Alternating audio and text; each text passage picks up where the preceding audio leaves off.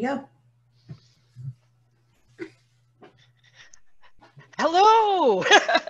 Welcome to episode 61. 61! Wow! Of the the Georgie and Patty show. The Patty and Georgie show. I'm going first. This could be the Patty and Georgie show today. Perfect. Perfect. Actually, it's not. It's more like the Georgie show today.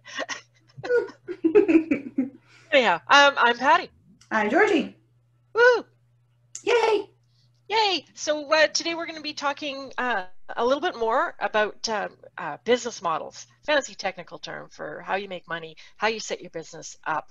We talked a little bit about kind of the mechanical construction of that and numbers and things like that 2 days ago. And today we're going to look at the interior world of what that looks like, which is really important when you think about a U-shaped business. So I'll let you pull up the slide deck so that we can look at the quote of the day and get this show underway.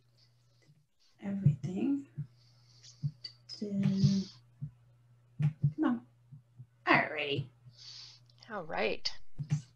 So irritating. There we go. Okay. Okay, well. There you go. Okay. There we go. Our quote of the day comes from Maya Angelou, who says, "You can only become truly accomplished at something you love.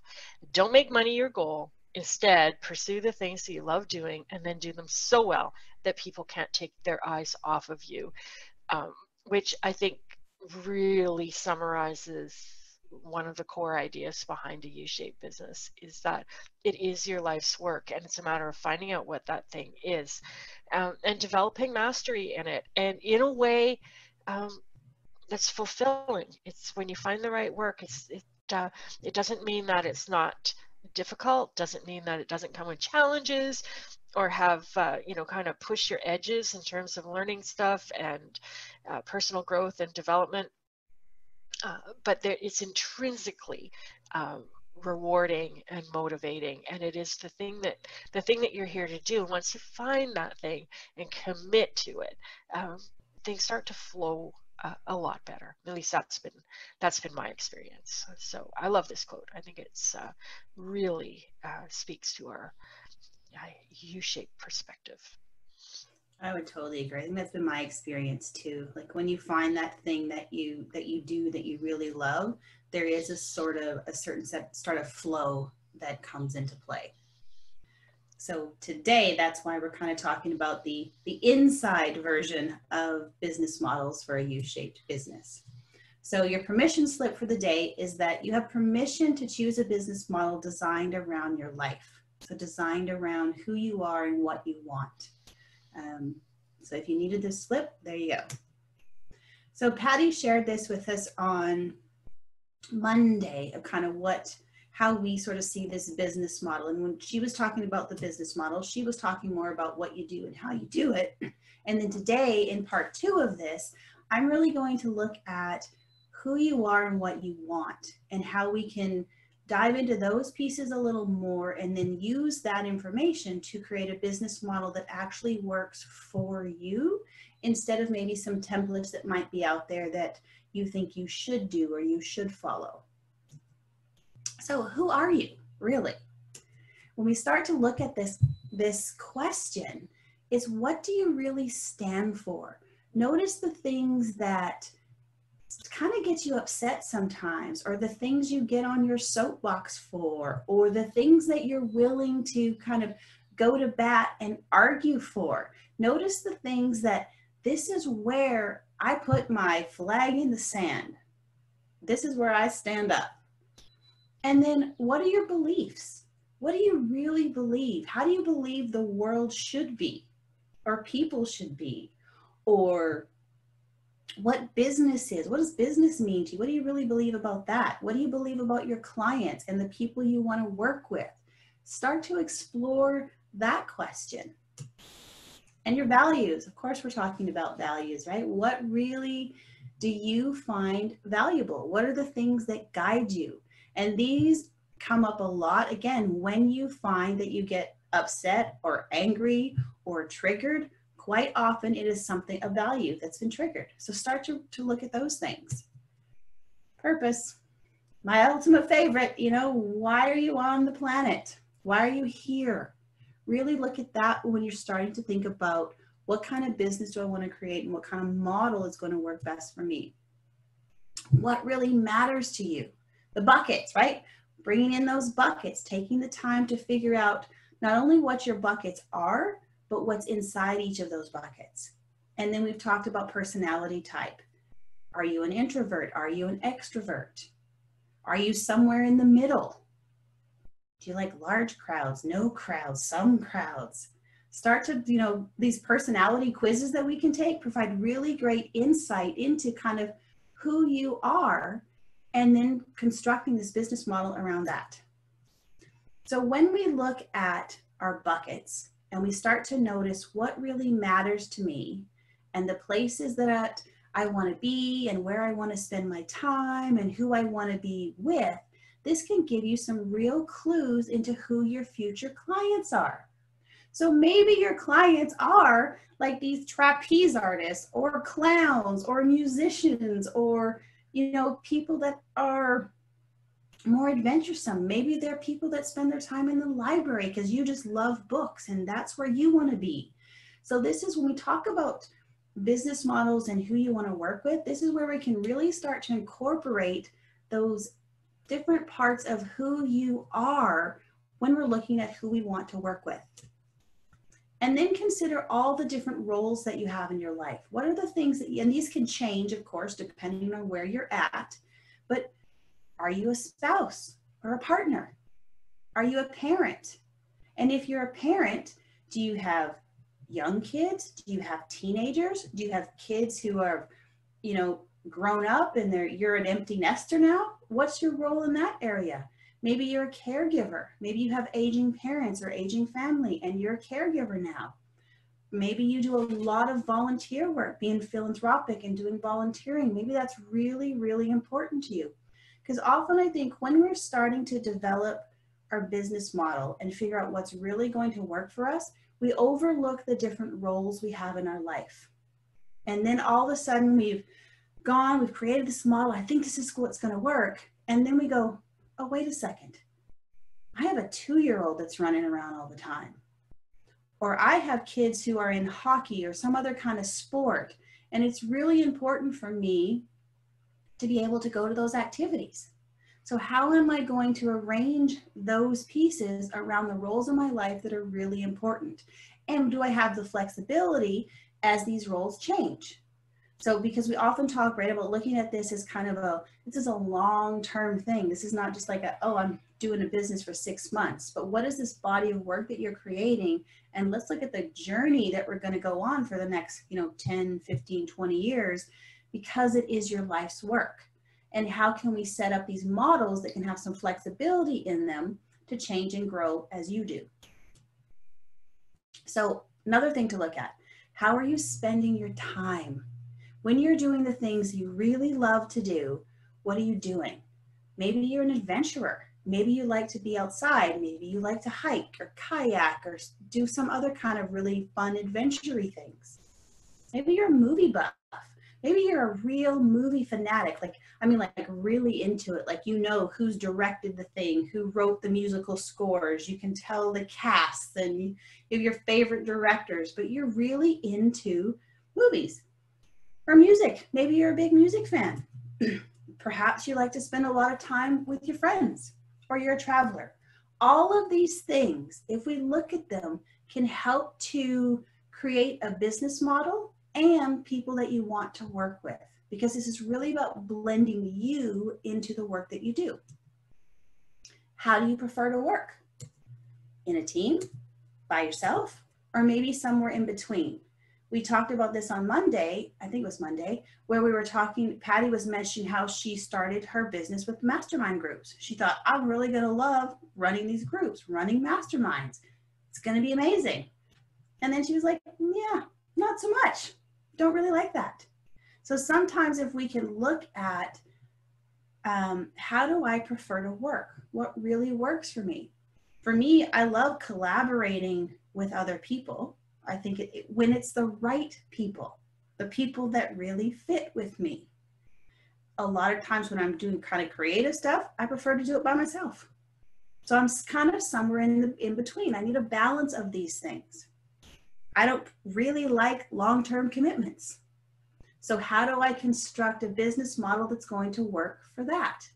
I like variety. So I need to make sure I'm thinking about those things as we're creating the work that we do. And then what level of visibility do you prefer? I think sometimes we don't think about this as well. And I think on both ends. So do you love to be the center of attention? Or do you prefer to kind of blend into the background and do behind the scenes kind of stuff? Do you like maybe just teaching, but in really small groups of people? Maybe you see yourself on a really large stage. Or maybe you even want to be an influencer.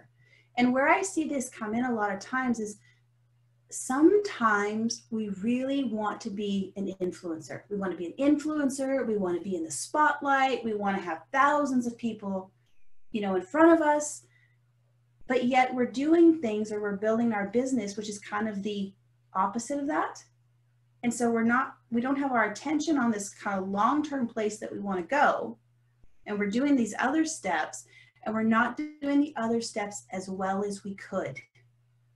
Because what we really want is to be on stage, but what we're actually doing is, maybe meetup groups or smaller things, and we're kind of almost kind of hiding out a little bit. And not that those things are important, which I'm going to talk about later, because I think there are steps to getting to be a really good speaker and scaling things up, but I think there's things that are necessary.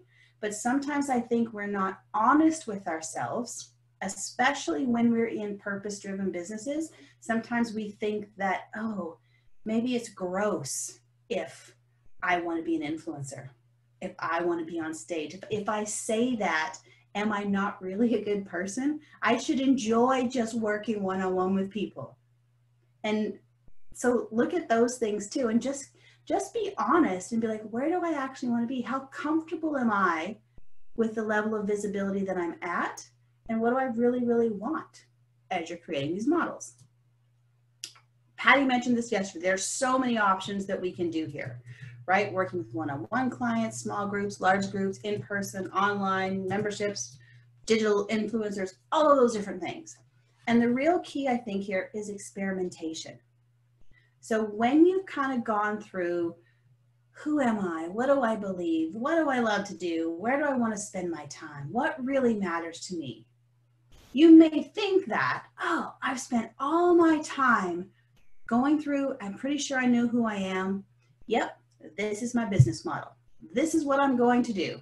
I'm going to do group mastermind programs. That's it. And you're all in. And this is where it's like, that's a possibility. Let's give it a try. Let's do some experimenting to see, what do I really love to do? Instead of kind of getting married to that first thing that pops up for you, because there may be pieces that you hadn't thought about. And I think this is that place where we talk about when we spend too much time in reflection and we don't actually move into action, there's really critical pieces that we miss. And you're going to get some really, really good information when you start implementing some of these things.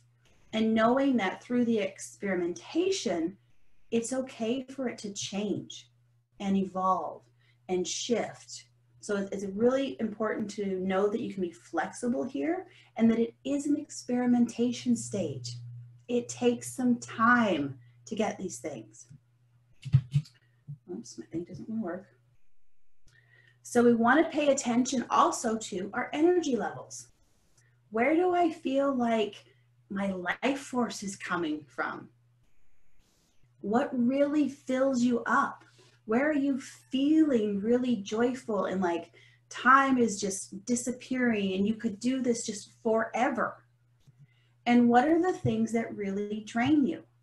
And I'm not saying that you're going to build this perfect business model where you're only going to do the things that you absolutely love. There's always things in a business that they're not our favorite things to do, but they must be done. And often in the beginning, we are the ones that have to do them because we haven't built or grown our business to a place where we can hire out. So it's just, I think, accepting that it's there, but recognizing what are the pieces where I'm like, yeah, my energy is really great over there. And time of day, we talked about this before too, right? I know in the morning, my creativity, energy levels are great in the morning. The longer the day goes, not so good. So where's my perfect time that I want to work? And a lot of these things, I think when we blend them in with our different roles and the things that we do, there's so many things available to you, different time zones to work in, depending on when and where you're at your best. And I wanted to bring this slide again because no matter what business model you pick, it's always, always, always going to require sales. If we are building a business, which means that there is money coming into it, it is going to require sales. So some advice for this: be prepared to do the work. Often I think it's so easy to get kind of sucked into the excitement of, oh, I'm going to build this business, and for me it's going to look like every third month I'm traveling and I'm going to be at every single one of my kids' events, and my toddler is going to sleep so perfectly, and really I only have to work while they're napping. And the reality is that's completely unrealistic, especially when you're just getting started. When you are just getting started and just building this thing, there is a lot of front end work that's required. So you have to be prepared to do this work, which is also why it's so important to have work that you really, really love to do, because it's probably going to take more time than you think it's going to. There's probably going to be way more mistakes and way more times where you have to redo stuff. So if you come into this just knowing that I'm prepared to do what it takes to make this happen, you will also have to talk to people. I don't care what kind of business you have, it is going to require speaking to other human beings if you really want to be successful at what you're doing. And in the beginning, you may have to talk to a lot of people, and then you may get to the point where that really tapers off a little bit, but you cannot avoid this step, in my opinion. It's really good to have your end model in mind. So let's say if you really want it to be, I want to speak on stages, when we could go back to that, in arenas with hundreds of thousands of people. That's really what I want. I want to be the center of attention. I want the glory moment. That's how I'm going to do my work. Great to have that in mind. And you need to focus on the daily steps. Because if you remember when I was talking about Chad Wright, where he mentioned often people quit because we get so caught up in that big picture and so overwhelmed with all the things that have to be done that we quit. So if we can break this down to, okay, great, I want to be in the center of some giant arena on stage talking to people, sharing my message. But I'm not there now. What do I need to do now? What is my daily step now? Probably it's backing it right down to talking to some people so I can figure out the message, so I can figure out what I'm really good at, getting really masterful. And it's just that constant focus on these daily steps with the big picture in mind. And then how this works, in my opinion, is it almost always starts one-to-one. Like the best way to do this is one-to-one talking to people. And then we can scale it up to that arena or hundreds of people in your membership, or even having a membership or a big group coaching program or those kinds of things. But I really, really believe it almost always starts with one-to-one.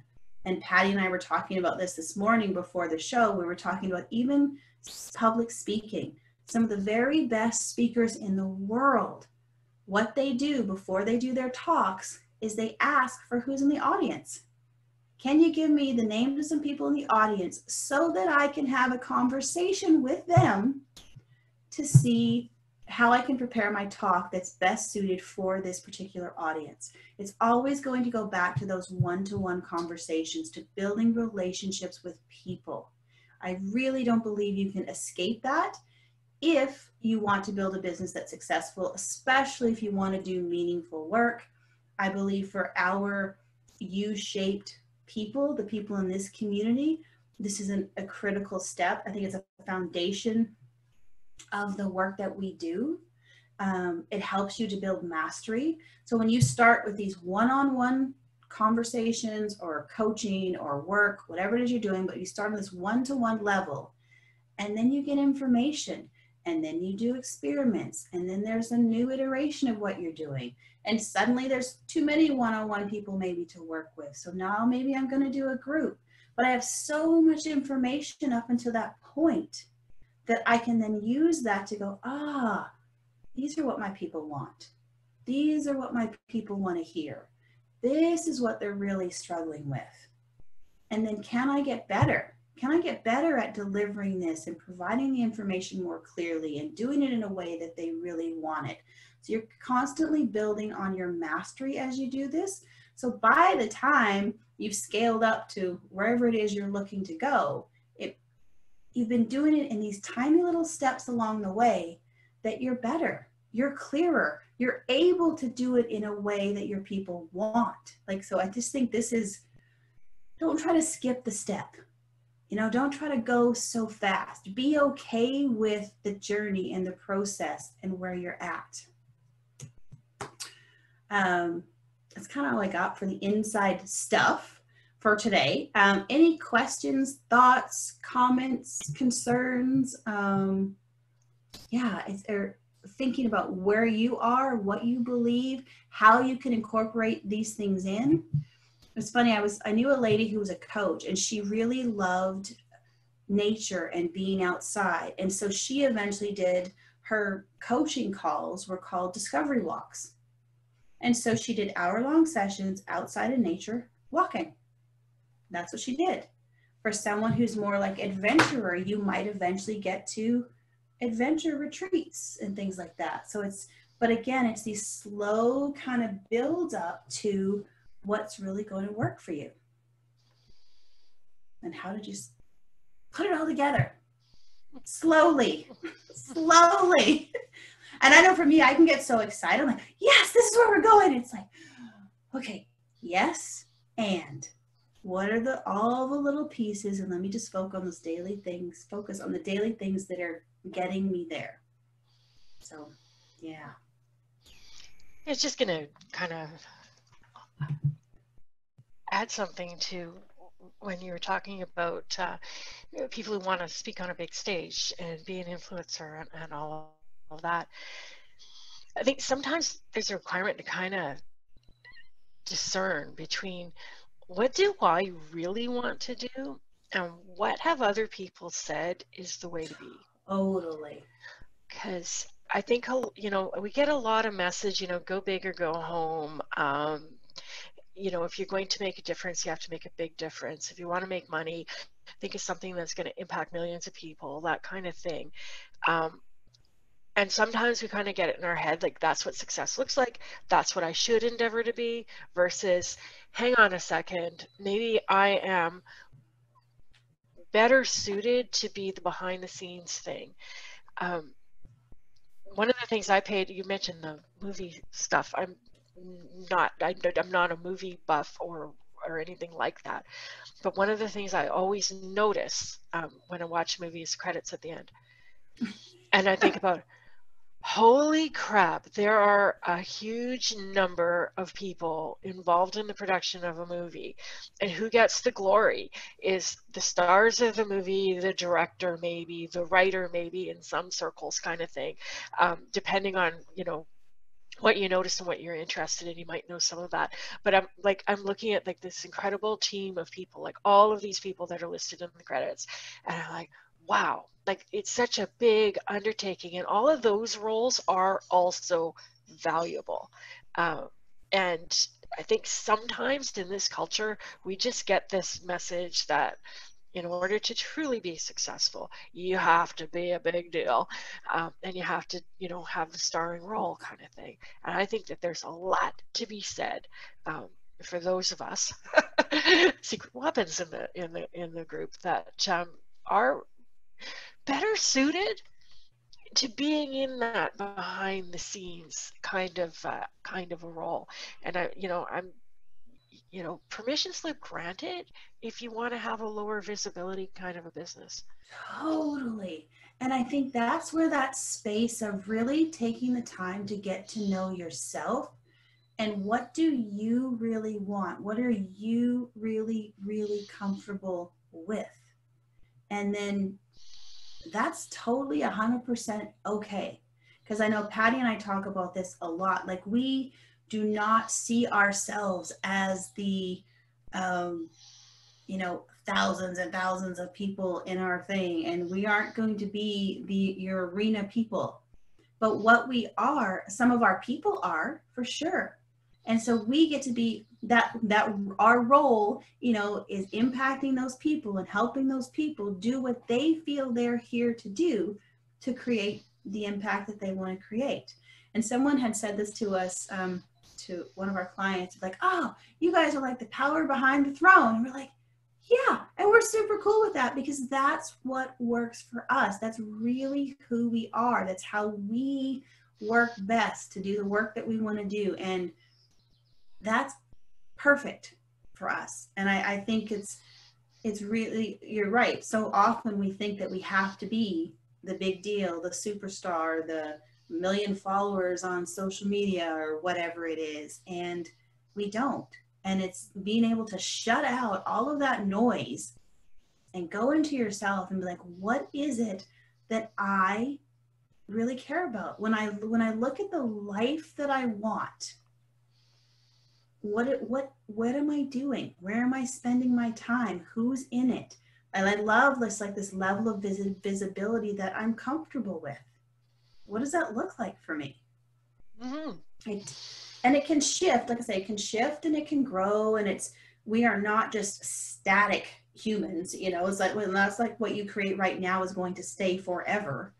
As you change and the roles in your life change and you grow, these things may shift a bit, but it may just mean that you have more time off, more mountains and more adventures or something, like, I don't know, but it's really getting clear about what works for you and being okay if it changes.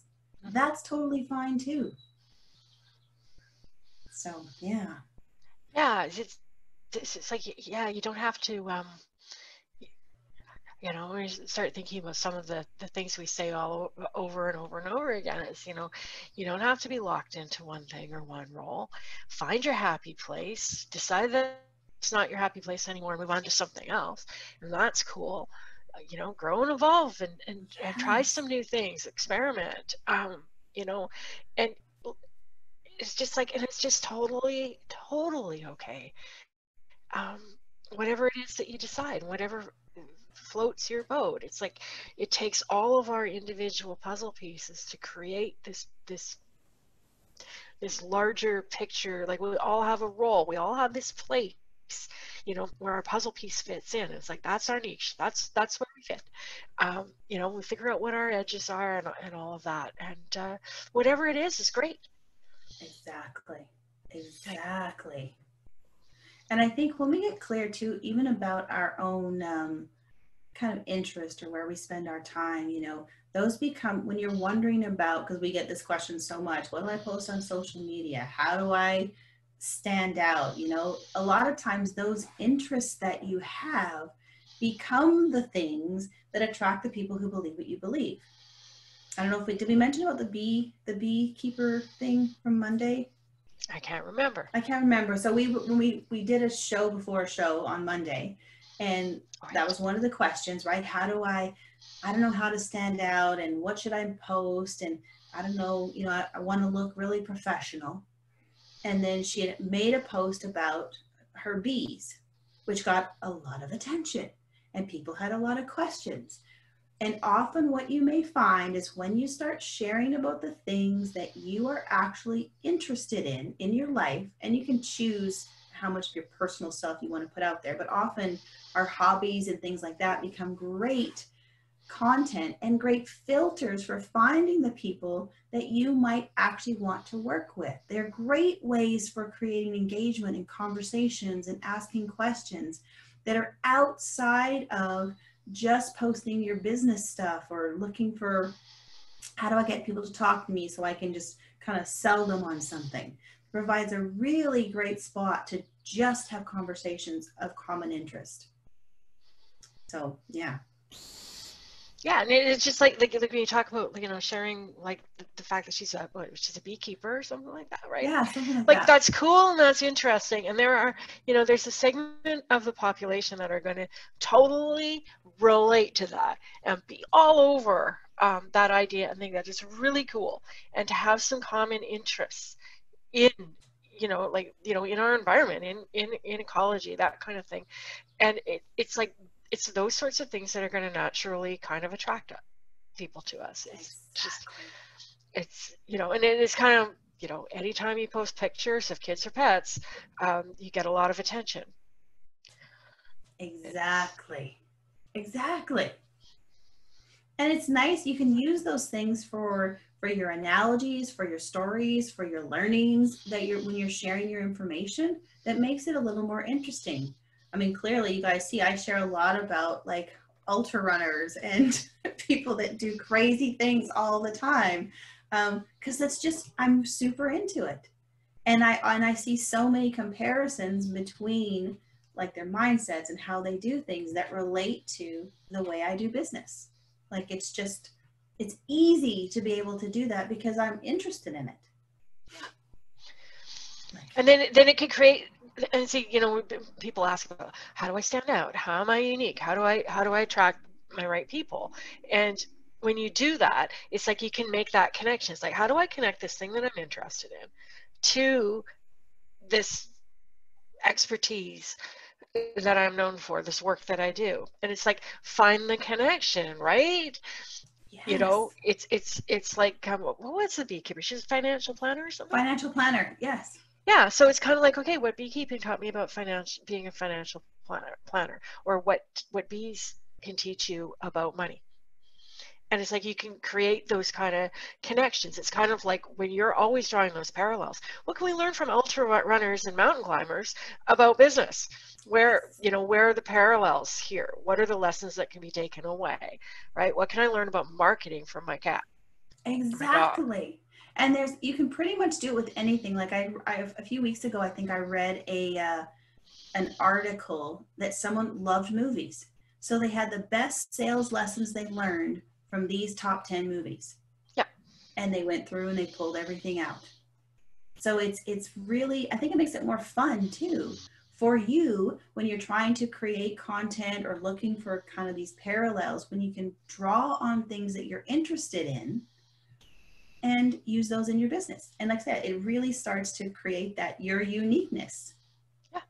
It's so cool. So cool. And it's part of that integrating who you are, building a business, supports the life that you love. You know, I mean, I just keep, like, I think about her beekeeping or whatever. She could be out with her bees doing some little videos and talking about how it relates to financial planning and so much stuff that then becomes easy. Mm-hmm. So easy. We have a question. You both have given a huge amount of advice for free, and it has been pure gold advice, in my honest opinion, through your show. How have you decided what to give out and what you will keep for what you will get paid for? And not just advice, also insights, knowledge, permissions, great quotes, inspiration, etc. Awesome. I love that question. I love that question. That is such a wonderful question. And this is a business model question, actually. This is really a business model question. So it kind of comes down to, for your own decision making in terms of developing a business, it's like, okay, what, you know, where am I going to get paid? How am I going to make my money? So when it comes to what Georgie and I do for money, is we work with clients. We work with clients one-on-one. to help them get their business off the ground, to develop their messaging, to develop their the sales structures and their marketing. So it's mainly a one-to-one kind of a coaching, consulting sort of a service. And we also teach an in-depth course on sales and marketing that is around implementation.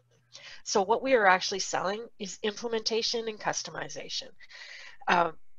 That's the part that we can't really, we couldn't give that stuff away if we tried. Because customization, it's like, you know, we're U-shaped businesses. We are all unique. So the customization work that we work with, that we do when we work with clients, to develop their assessments, to develop their sales copy, to develop their sales conversation, to put together their programs and what they offer. Every single client's going to be different because they're U-shaped businesses. And what people get is that one-on-one attention from us to develop that stuff. So we can't give that stuff. We could not give away that stuff even if we wanted to. It just doesn't work. So it's this implementation, troubleshooting, action, access, one-on-one, or in a small group. That's the part that we sell. So when you look at your marketing, you go, oh, what can I give away? Well, everything else. So we give away all the information. We answer all of the questions. We teach stuff like crazy because we're not selling information. Now, if we were selling a $497 or a $1997 digital course to learn sales and marketing that didn't have any implementation, didn't have any customization, it was purely information, we would have to withhold a whole bunch of stuff on the show. And in our webinars that we do, or we'd have to withhold it because we would be selling information, not implementation, not customization. We'd be selling information, and in which case it shifts the business model. Now all of a sudden you can't go into a lot of detail. You can't do a lot of how-to stuff. We give away how-to. We're doing a free webinar on the 10th. We're going to do the how-to. Like, we're talking about a sales and marketing system. We're going to give away, like, this is how-to. We can't customize it to the people on the show. We can't help them implement it, but we can tell them how to do it. And if they get enough out of it, they can go and do it on their own. That's awesome, because we only have so much bandwidth for working with individual people. It's like we have purposely chosen a business model that has us doing intense amounts of work with a small number of people. So we can give away a lot of stuff.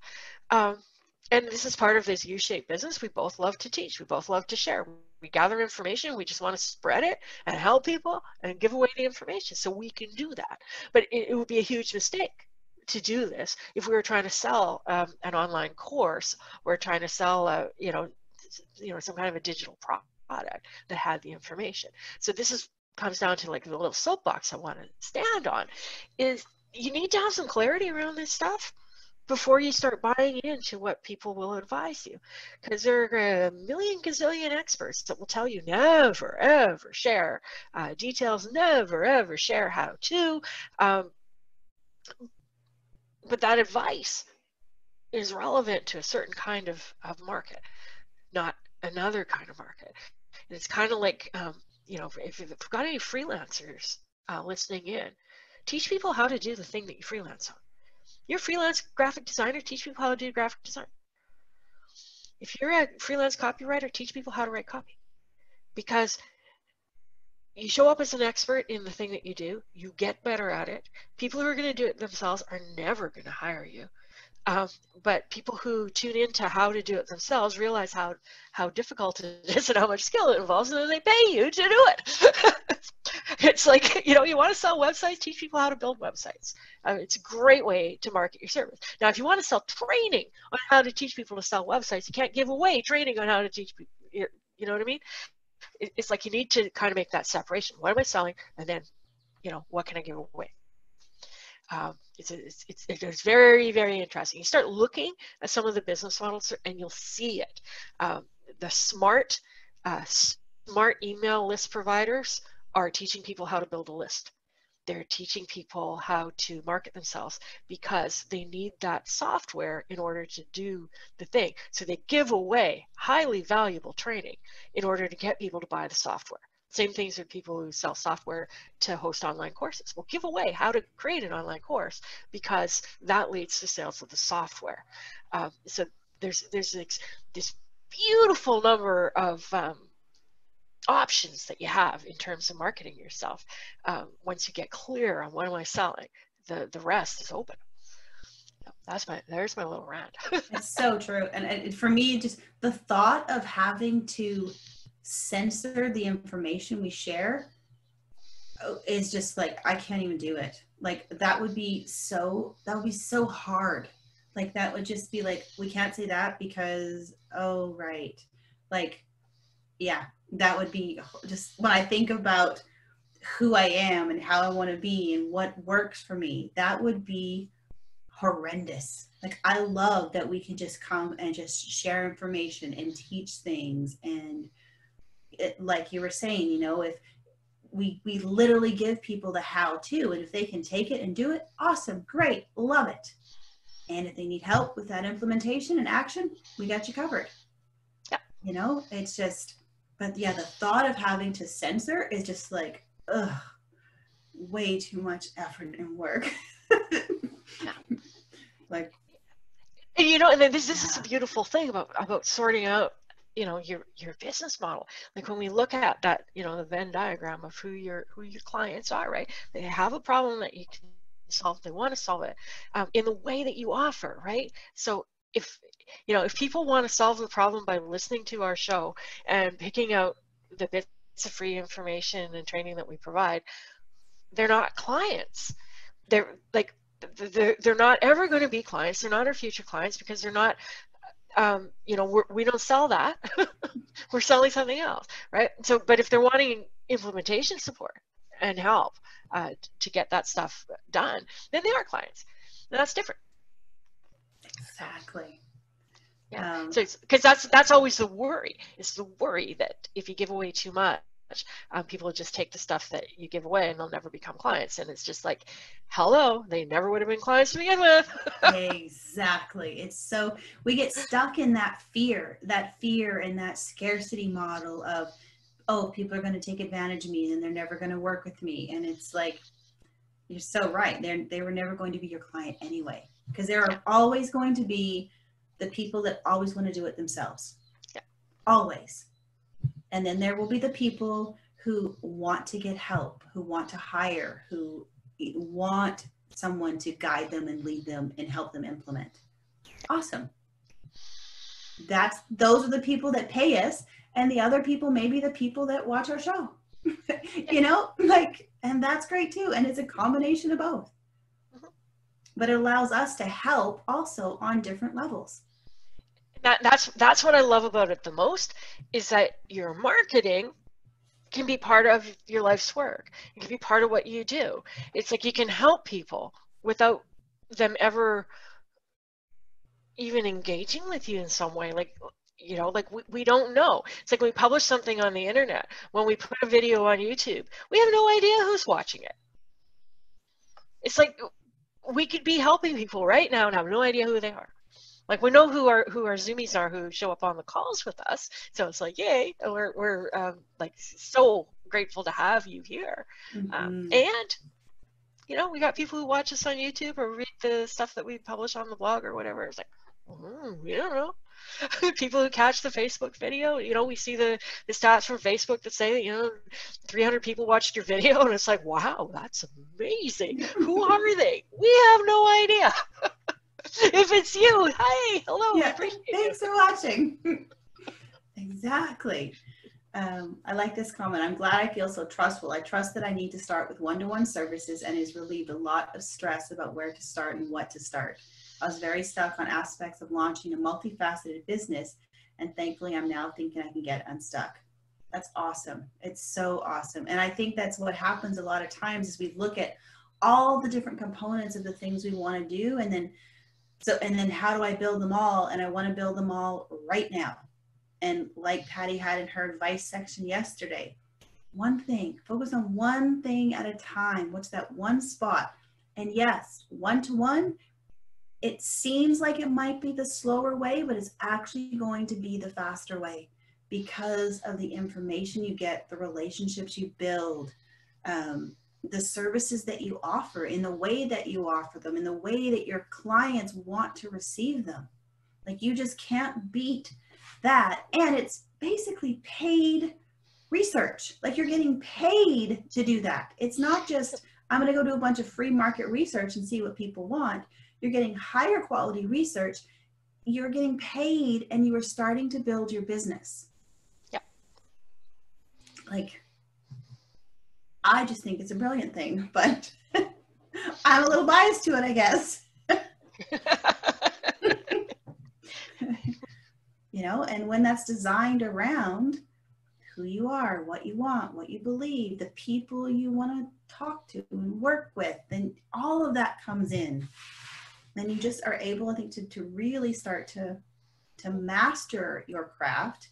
And that also takes time, I think, in going into it, knowing, hey, I'm in this for, you know, I'm trying to think of how old I am. So like, you know, like 30, 40 years, whatever. I can't imagine, like, the thought of just retiring is so weird. Like, you mean just not do this, because this stuff is so built around the things I love to do.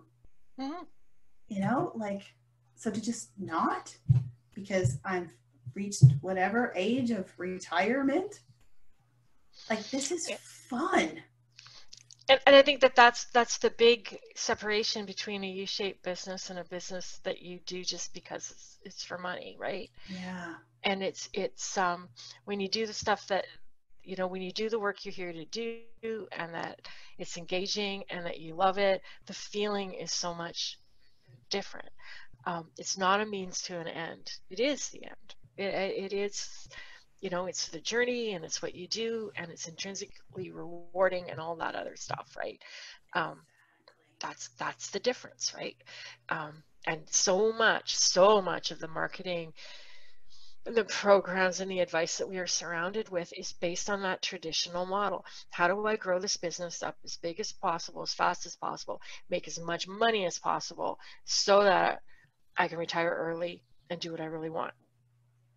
And this is more like, how do you find a business that you love that you can do into your retirement, or, you know, even just like enjoy the process as you go along? It's a different approach to life. Exactly. Really. Yeah, I think it's more of that kind of holistic sort of approach, I guess, for lack of a better word. Let's see, another chat comment.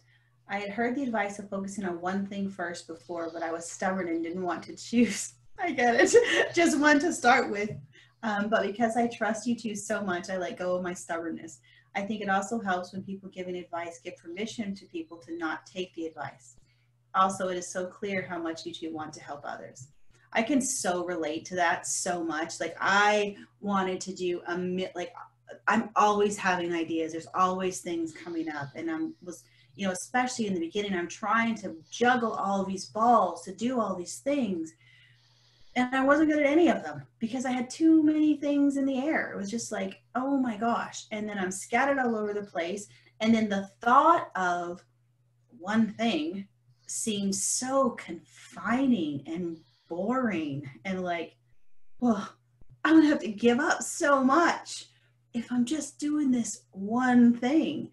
And it really, it's so the opposite of that. And it doesn't mean those other things won't happen. And some of them have actually started happening even faster than I thought they would happen. But it's because I was able to come in and get narrow, really narrow, and just put my attention and my energy on this one thing. And this one thing, which involves talking to people, getting information from them, doing this one-on-one work to figure things out, you know, which there's so much variety in that, where I'm thinking, oh, it's going to be so boring, like this one thing. But there's so much variety when you start breaking these little pieces down. And like I say, it goes so much faster. You'll make way more money. It seems counterintuitive that you're going to make, I'm going to make less money, because if I launch my membership and my online course and my all of these things. I'm going to have all multiple income streams, right? We hear all about it all the time. You need multiple income streams. Now, I'm not opposed to multiple income streams. However, if you're not really clear about how all of those things work, you're going to have multiple income streams of nothing. 0, 0, 0, 0, 0, which is no money. So you will actually make, in my experience and opinion, more money coming in and focusing in on this one thing. And I think this is where we also get that advice that we're going to build this quick and it's going to scale and we're going to make all this money so fast. Where if we can look at what's the amount of money I need right now? What is my bottom line number to survive, to pay my bills, to have my life, to be comfortable right where I'm at right now, because I'm not traveling the world or anything right now. But what do I need my business to bring in to support me right now? And let's focus there. And that can happen way faster than you think through focusing one-on-one, because then you can build that stability and that security. And then you can start adding pieces as it makes sense based on what you've learned, but you always have that sense of security and stability, which is also another reason I'm super passionate about the way that we do things, because I know when people learn this, they will always be okay. They will always know how to build that sense of security and money for them to be okay, to cover your basic needs and survive. And that's important. It's so important to know that you can always take care of yourself. When you develop this skill, you will always be okay. You will. And that's a really, really, really important piece for me and why we do what we do. And then you can scale the crap out of it if you want. Go crazy, but you're okay. So, yeah, that's my soapbox. That's so funny. We're going to talk about that next week. Scaling the crap out of things. Yeah. Woo! Not really. That's such a great headline for a sales page. Got something awesome? Scale the crap out of it. Scale the crap out of it. I like this. The fact that you get it and share that you get it, like you're saying, that really helps too. That's awesome. Yeah. And I think too, sometimes that advice to focus and to scale down is often kind of comes with a little side bit of advice that's, trim off your edges, choose one particular service to specialize in and forget all that other stuff that you do for clients. It comes with some constriction to it. And I think that there's a real difference between choosing one thing to focus on right now because it's a little acorn for the future mighty oak, versus you can't have a tree. You need to be a rock. It's like there's no more, there's no room for trees. It's like, you can't, that weird stuff that you do, it'll never sell. There's no market for that. Choose something that people want. Go and do this skill that you used to do years ago, because that's highly marketable. You make a lot of money with that. Just go do something entirely other, right? Whereas focus in on the one thing that leads to the rest of the tree. That's a very different feeling, and that's a feeling that starts to give you some progress. It's so interesting. Like, it's so interesting for me watching some of our clients that are in the I have a brand new business, I'm just getting started stage, and they're like, they got their little acorn going. And what's really interesting is like the first couple of sales do a lot. I mean, like the sprouts start to happen because all of a sudden it's like, oh, I need a way to collect money. I need to be able to do invoices. I need to keep track of my client sessions, and how am I going to do this? I need a reminder system. It's like all of the things that they need in order to grow that business show up really quickly, and they get in place really quickly based on need, not on imagination. And it's really surprising how quickly things can start moving, even with, just a couple of clients. Plus, like Georgie said, it's just that when you have the ability to sign somebody up and collect money and like to do that, that first little teeny tiny little bit of your business, that's what a successful business is based on. You can't fake your way through that. You can't skip it. No. An automated online funnel or whatever is a way of scaling up a sales conversation that you're doing that already works. And if you don't have that, you won't have the message and the words to make it scale. It's like you really, really, really have to start there, even if you only do it for a few weeks. But you have to start there. You have to be able to successfully have that conversation with somebody and collect their money before you'll have the information to split up. Like I will go further than George. Georgie says opinion. I'm saying it's a fact. I can't imagine it working without that unless you are, like, for a U-shaped business, unless you are completely copying somebody's franchise model. Okay, that's different. But to create a U-shaped business, you gotta do that first. There's no other way to get that information. No, and you can actually stay there forever if you want to. Like, really, like, I keep thinking about this Nepal trip that we're planning for November. We have 3 spots left. Do you want to know how we sold 7 spots? Hi, how you doing? Right through one-on-one conversations with people, not through a funnel, not through social media. We had great plans to do these webinars, and we did too, and kind of fell off track because, that's how it happens sometimes. But I just think it shows the power of relationships and talking to people. It is when you learn that skill, you can take that and do it over and over and over again with wherever you want to take your business. And that's why I say, when you get in that spot and you're like, I'm stuck and I'm not sure what to do, COVID's hit, what's going to happen? I guarantee you, if you know how to take that one-to-one skill, talking to people, and you have something that helps people, you will be okay. You will be okay. You may have to shift some of the things that you're doing, but you will be fine. Like, it's a superpower. It's a superpower. It is a superpower, for sure. We are selling a trip when planes aren't flying. Like, we are almost sold out of a trip when planes aren't flying. And it is based on relationships with people and having conversations with people and answering their questions and being open and honest and authentic and hearing what they have to say. So it is a superpower that you want and that you can have. It's not reserved just for a few. You can have it, 100%. I love this comment. Love doing sales conversations now that I've worked with the 2 of you and your amazing bridge assessment method. Learning about all the people I'm talking to and finding out about them is so fun and definitely not boring. It's not boring, and once you start doing it, it's not scary either. Exactly. So many people are afraid of it. I was afraid of it. Like, I recognize that. Like, I was afraid of it.